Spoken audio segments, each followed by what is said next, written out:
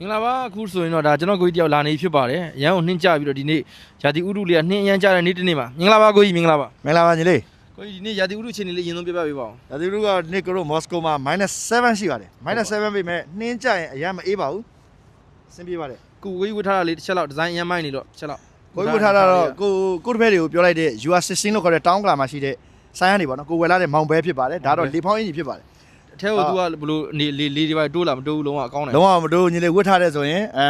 ပြော အေးကြောင်ခံနိုင်တယ် အနေလုံးဝရှယ်အေးတန်လုံးဝခံနိုင်တယ်6000ခွဲပဲရှိတယ်ကိုကြီးလည်းဝယ်လာတာဆောင်းရန်တန်တယ်ပေါ့နော်တကယ်မိုက်တယ် ဒီ လို့ မှာ ပြောချင် လှုပ်လာလို့မှညီလေးတို့ပြောချင်တာဒီမှာအနှွေးတဲ့ဈေးတွေကဒီမှာဆိုတအားဈေးကြီးတယ်ပေါ့နော်အဲ့တော့ရန်ကုန်မှာလည်းဒါကြိုတင်ပြင်ဆင်တင်တယ်ဆိုတော့ကိုကြီးဘလို့ကြံပေးချင်တယ် ကြံပေးချင်တာကတော့ကိုတို့ဒီမြန်မာနိုင်ငံမှာ outlet တွေရှိတယ်ပေါ့နော် ဟုတ်ကဲ့ အရန်ဈေးလည်းမကြည့်ဘူး6000ခွဲ9000ဟာဒီဝယ်ပြောတယ်မြန်မာနိုင်ငံဈေးနဲ့ကြည့်မယ်တော့ဈေးကြီးတယ်လို့မထင်နိုင်ပါနဲ့ဒီမှာလာဝယ်မယ်ဆိုရင်အနည်းဆုံး$50ဒီအောက်တစ်2သိန်းကျော်ပါ ဟုတ်ကဲ့ ဒါဒီအောက်တစ်ဘာမှတိတ်ပြီးတော့အရင်နှွေးတဲ့ဟာမဟုတ်တယ်အရန်ကောင်းတဲ့ဟာဆိုရင်တော့ကိုတို့$100နီးပါးသွားလိမ့်မယ်100 150လောက်အရင်ဈေးကြီးမှာပါမြန်မာနိုင်ငံထဲကပြီးတော့ကြိုတင်ပြင်ဆင်လာမယ်ဆိုတော့အရန်ကောင်းတယ်အောက်ထုတ်ဝယ်ထားမယ်ဖက်နှက်ကောင်းတာလေးဝယ်လာမယ်ဆိုရင် ဆောင်းရသည်ဆိုရင်အားလုံးဟိုပါပေါ့နော်လေဖောင်းနေနေဆိုတော့လေဖောင်းတစ်ထည်တော့ရှိတင်တယ်လို့ကိုကြီးထင်လား